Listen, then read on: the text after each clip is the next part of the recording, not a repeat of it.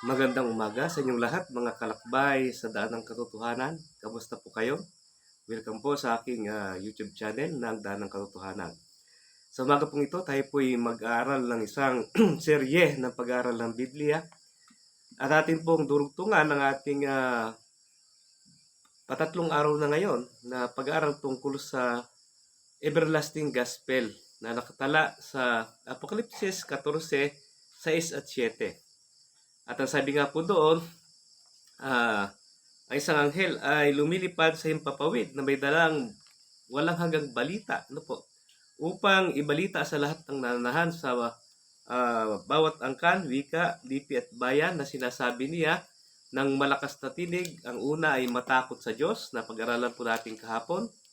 At magbigay kaluwalhatian sa Kanya na pag-aralan po natin nung isang araw sapagkat dumating ang panahon ng Kanyang paghatol. Papag-aralan po natin yan bukas. At ang pag-aaralan natin ngayon ay yung sinasabi dito na at magsisamba kayo sa gumawa ng langit, ng lupa, at ng mga bukal ng tubig. Ano po? At sambahin ninyo ang gumawa ng langit, ng lupa, ng dagat, at ng mga bukal ng tubig.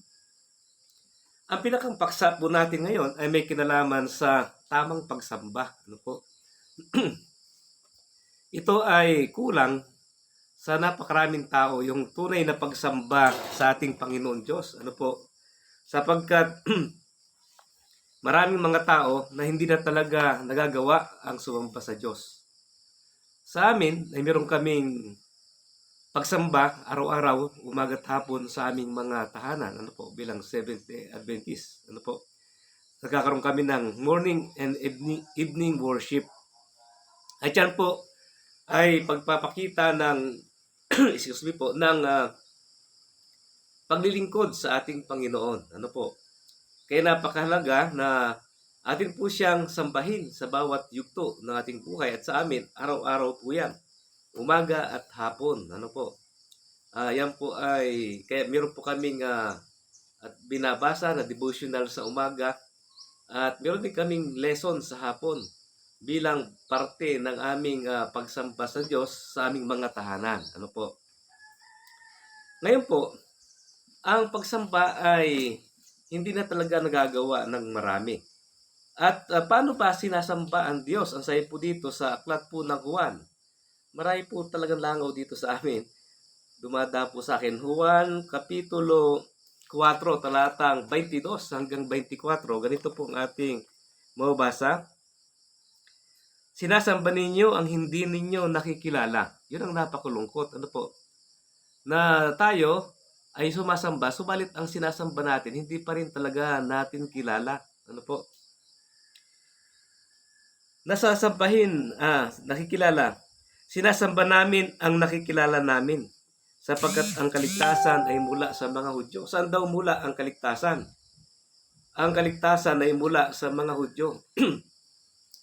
Yung tunay na aral ay galing po sa Hudyo. No? Yung Biblia ay binigay sa mga Hudyo. Ano po? O sino bang sumulat ng Biblia? Halimbawa si Moises, Hudyo po yan. O, sumulat ng Josue, lahat po yan ay Hudyo. Ano po? Sabi dito, subalit dumarating ang oras na ngayon na nga, nasasambahin ng tunay na mananamba ang Ama sa Espiritu at katotohanan. Ang tunay na pagsamba ay sasambahin ang Diyos sa Espiritu. Hindi po malaking titik yung Espiritu dito, kundi maliit na titik. Nang ibig sabihin ng Espiritu na maliit na titik ay diwa. Mayroong pagsamba na isinasadiwa. Isang pagsambang buhay. Ano po? Mayroong damdamin. Ano po? Yun po ang ibig sabihin. Kasi minsan tayo ay sumasamba, walang damdamin. Basta makapunta lang doon para sabihin na, ay, nakakahiya naman din pumunta. Masasabihin ay si kapatid ay hindi dumating sa simbahan. Pupunta na lang para hindi mapahiya. Pero yung damdamin ng pagsamba ng pasasalamat sa Diyos, meron kang pasasalamat, nararamdaman mo talaga na kinakailangan mo magpasalamat. Nararamdaman mong kinakailangan mong manalangin Damang-dama mo sa iyong buhay na makasalanan ka at kinakailangan ng pagbabago. Ano po, sa iyong buhay. Damang-dama mo na kinakailangan ko talagang makatagpo ang Diyos. Excuse me po. Akala ko'y matatapos. Tapos na yung aking sipon, yung ubo naman ang pumalit. Yan po. Damang-dama mo talaga yan. At bawat awit ay nararamdaman mo ang kahulugan. Ano po? Yun yung tamang pagsamba. Hindi yung pabalat buka. Ano? Kinakailangan isang buhay na pagsamba. Kaya sabi dito, sasambahin ang Diyos sa Espiritu. Pangalawang elemento, buhay na pagsamba, may damdamin, may diwa, ano po. Ang pangalawang elemento, sa Espiritu, at ang pangalawa ay sa katotohanan. Napakalungkot na bagay na maraming mga tao ang nakakasamba sa Diyos, pero yung kanilang pagsamba ay walang katotohanan. Ibig sabihin, yung doktrinang pinaniniwalaan ay hindi totoo. Ano po? Napakahirap ng bagay na yan. Patuloy mong ginagawa isang bagay na hindi totoo. Paano yun? Malulugod kaya ang Diyos sa pagsamba na ang pinanghahawakan mong pamantayan ng buhay mo ay hindi naman tinuturo ng Biblia. Kaya nga sa banal na kasulatan, sinabi ng ating Panginoon sa Mateo 7, ano po, na hindi lahat ng nagsisitawag sa akin, Panginoon, Panginoon, ay magsisipasok sa kaharian ng langit, kundi ang gumaganap ng kalooban ng aking Ama na nasa langit. Ano po? 7:21 po yan ang Mateo. Hindi lahat na nagsasabi sa akin, Panginoon, Panginoon, ay papasok sa kaharian ng langit, kundi ang gumaganap ng kalooban ng aking Ama na nasa langit. 22. Sa araw na yun ay marami ang magsasabi sa akin, Panginoon, Panginoon, hindi ba nagpropesiya kami sa iyong pangalan at nagpalayas ng mga demonyo sa iyong pangalan at sa iyong pangalan ay gumawa kami ng maraming gawang makapangyarihan? 23. At kung magkagayon ay ipapahayag ko sa kanila, hindi ko kayo kilala kailanman. Lumayo kayo sa akin, kayong gumagawa ng kasamaan. Kinugol ang buong buhay sa pagsamba sa Diyos. Ano po? Nakagawa ng mga mahihimalang gawain, nakapagpalayas ng demonyo, ano po, nakapagpagaling ng sakit. Pero pagdating ng panahon ay sasabihin ng Panginoon, hindi ko kayo kilala. Hindi talaga tayo nagkaroon ng magandang relasyon, ano po ibig sabihin? Yung pagkakilalang tinutukoy ng Biblia. Bakit? Hindi naman nakakapagpalayas nga ng demonyo, pero hindi naman pala tunay na nagagawa ang kalooban ng Diyos. Na yung turo na kanilang sinusunod ay mali pala. Kaya yung kanilang pagsamba ay hindi rin angkop. Kaya nga doon sa Aklat ng Kawikaan, ano po ang sabi po doon? Siyang naglalayo ng kanyang pakikinig sa kautusan, kahit ang kanyang panalangin ay karumalduman. Ano po? Nakalagay po yan sa banal na kasulatan. Kaya nga po, ang dalawang elemento ng magandang pagsamba, tunay na pagsamba ay una, sinasamba mo ang buhay ang Diyos, may damdamin. Ano po? At pangalawa, sinasamba mo siya ayon sa katotohanan. Kapag hindi ayon sa katotohanan ay napakahirap. Ano po? At ang isang bagay na katotohanan na hindi magagawa ng maraming tao ngayon ay yung pagsambang itinalaga ng Diyos. Ano po? Na siya isasambahin natin tuwing araw ng Sabat. Ang sayo po dito sa Exodo Kapitulo 20, talatang 8 hanggang 11, na itinakdang araw ng Diyos ng pagtitipon. Ano po? Nakalagay po yan sa Levitico 23 din. Ang sabi ganito, alalahanin mo ang araw ng Sabat upang ipangilid. Sabi dito sa magandang ang bagong ang Biblia, alalahanin mo ang araw ng Sabat upang ingatan itong banal. 6 na araw kang gagawa at iyong gagawin ang lahat ng iyong gawain, ngunit ang ikapitong araw ay Sabat sa Panginoon mong Diyos. Ito yung isang araw na itinalaga ng Diyos bilang pagsamba sa Kanya sa buong sanlinggo nalilipas. Ay magpapahinga ang tao sa araw ng Sabat upang magkaroon ng pagtitipon. Ano po? Sambahin ang Panginoon sa isang banal na pagtitipon. Nakalagay po yan sa Kapitulo 23 ng Levitico. Sabi ito, 6 na araw na gagawin mo ang lahat ng gawain, subalit ang ikapitong araw ay Sabat na ganap, na kapahingahan, isang banal na pagpupulong. Huwag kayong gagawa ng anumang gawa. Ito ay Sabat sa Panginoon sa lahat ng inyong paninirahan. Yung araw ng Sabat ay isang banal na pagpupulong na itinalaga ng Diyos. Ano po? Na kung saan ang kanyang mga anak ay magpupulong, magtitipon sa isang tipunan, sa isang bahay-sambahan upang magpulong sapagkat ito'y banal na araw ng Sabat. Ano po? Yan po yung pagsambang nakakadigtaan po natin na yung panghihiling Sabat. Ano po?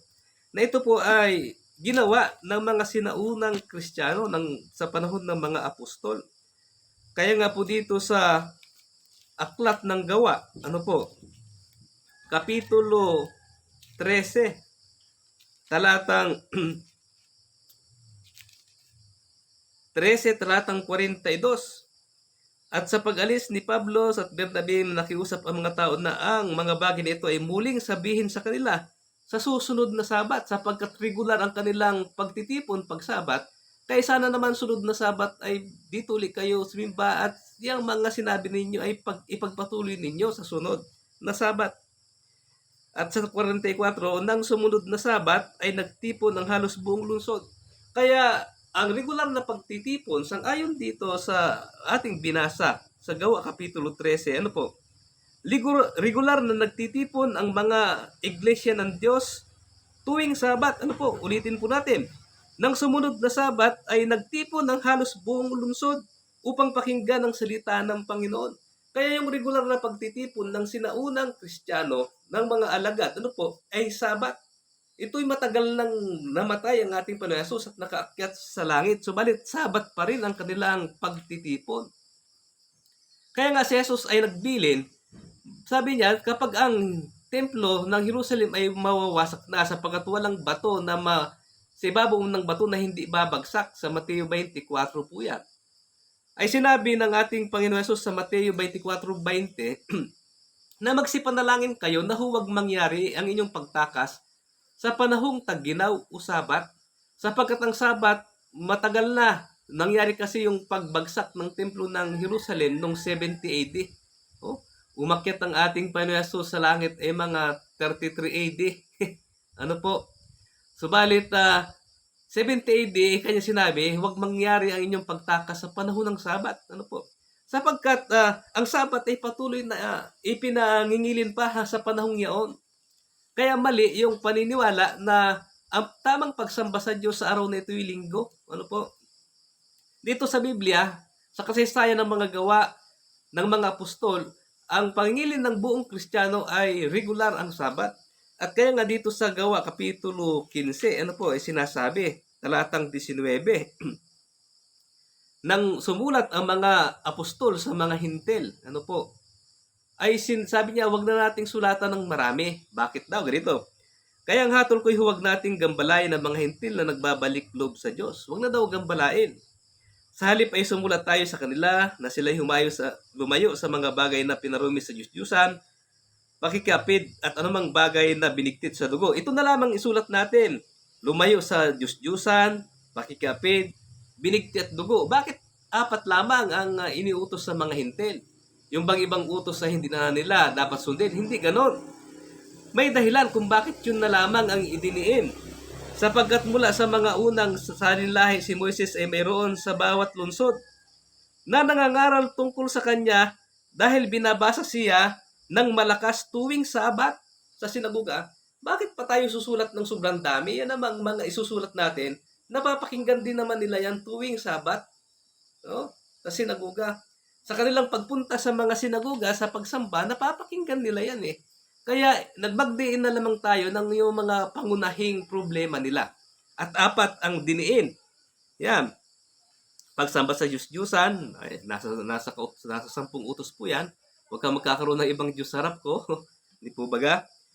Pakikiapid, nasa 10 utos po yan. Huwag kang mangalunya. Ano mang bagay na binigti? Yung kasi baka yun ang pangkaraniwang kinahuhulugan pa rin ng Kristiyanong hintil. Kinakain yung nabigti. Ano po? At sa dugo. At nakakain pa rin sila ng dugo. Baka ganyan. Kaya 4 lamang ang idiniin. Ibig sabihin ba, apat lang dinin, pwede nang pumatay yung mga hintil. Sapagkat walang nakalagay dito, huwag kang papatay. Ang sabi lang na huwag kang magkakaroon ng Diyos-Diyosan at huwag kang mangangalunya. Yun lang ang sinabi. Ay pwede na palang pumatay, pwede magnakaw. Hindi ganyan. Kaya apat lang ang idiniin, bakit pa tayo magsasabi ng marami? Yan namang mga aral na napapakinggan, ito isasabi natin sa sulat, ay napapakinggan nila tuwing Sabat. No? Kaya ang regular na pagsamba ng mga Kristiyano sa panahon ng mga apostol, pagkaakyat ni Kristo sa langit ay Sabat. Ano po? Napakalinaw po sa Biblia. Kaya nga, yung pabalita ng anghel na pabalita na walang hanggan, na dapat may balita sa huling kapanahunan sa buong mundo, ay pangatlong bahagi ng balita, pangatlong sangkap ng pabalita na walang hanggan ay ang tunay na pagsamba. Ang tamang pagsamba, ano po? Pagsamba na may damdamin, pagsamba na nakababatay sa katotohanan, ano po? At ang isang katotohanan na hindi nagaganap ng mga Kristiyano ngayon, ang araw ng pagpupulong bilang pagsamba sa Diyos, bilang banal na pagpupulong ay Sabat. Na yung Sabat na yan ay patuloy na ginagawa sa panahong Kristiyano. Ano po? Kaya nga si Kristo talagang diniin na kapag nangyari na ang pagkabagsak ng Jerusalem na nangyari noong 70 AD, magsipanalangin kayo na wag sanang Sabat ang inyong pagtakas. Yan po, napakalinaw. Kaya po, ibig sabihin, ang Sabat ay hinulaan ni Kristo na magkakaroon ng problema sa huling kapanahunan. Kaya nga, pag nawasak na ang templo at wag sanang mangyari, yung pag talagang lubusang pagwasak ay Sabat, sapagkat sila hindi tatakas. Oh, may batas kasi ang mga Hudyo na bawal umalis ng malayo pag Sabat. Oh, parang 2 milya lamang yata ang pwedeng lakbayin.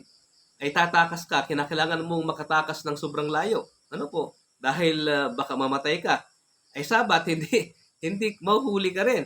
Kaya sabi ni Kristo ay magsipanalangin kayo na huwag mangyari ang pagtakas ninyo sa panahon ng Sabat. Yan, napaganda. Ibig sabihin, hinulaan ni Kristo na sa mga panahon na yun ay dapat talagang regular pa na ipapangilin ang Sabat. Kaya mali ang paniniwala ng marami na nung bagong tipan daw, pagkamatay ni Kristo sa cross, nung namatay si Kristo sa cross, natapos na rin ang Sabat. Mali po yun.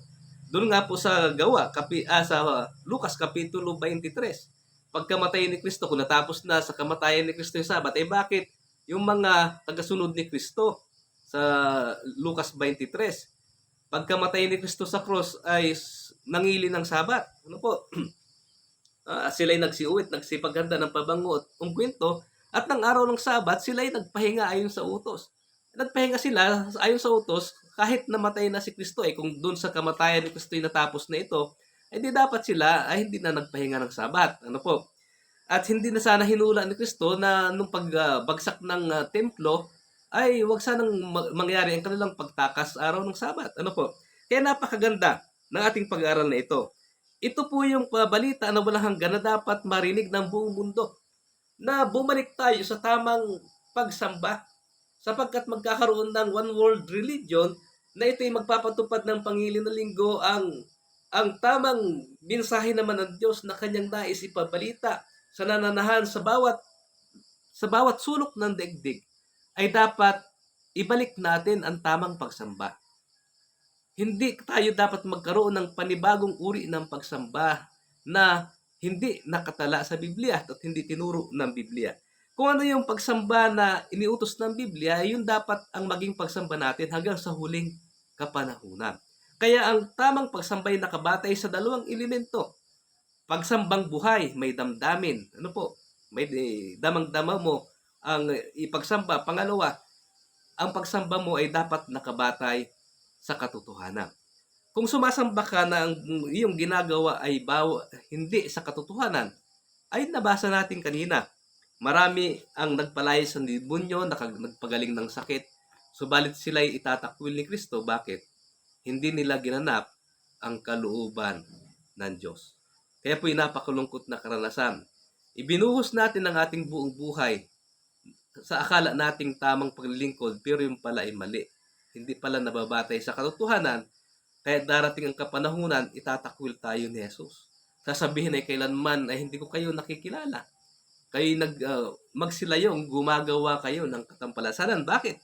Hindi lahat ng nagsasabi sa akin, Panginoon, Panginoon, ay papasok sa karanang langit, kundi ang gumaganap ng kalooban ng aking Ama na nasa langit. Sana po ang ating pag-aaral na ito tungkol sa pagsamba ay nagkaroon ng magandang epekto sa ating buhay, at sana naman ay hindi tayo sabihin ay sumakit ang ating damdamin. Ito lang po'y sang-ayon sa sinasabi ng banal na kasulatan. Ano po? Kaya po natin sinasabi. At nawa po ito ay magkaroon ng bahagi at puwang sa ating mga pag-iisip, nating pag-isipan ang mga bagay nito, kung ito baga talaga ay kalooban ng ating Panginoon Diyos, at kung isang bagay ay hindi nasasang-ayunan ng aral ng Biblia, ay bakit po natin gagawin? Ano po? Kaya po sana ay ang aking dalangin sa umagang ito ay ang kapayapaan ng Panginoon ay sumatin, at nawa po magkaroon tayo ng tumpak na pagsamba para sa ating Panginoon Diyos. Pagpalain po tayong sama-sama ng ating Panginoon.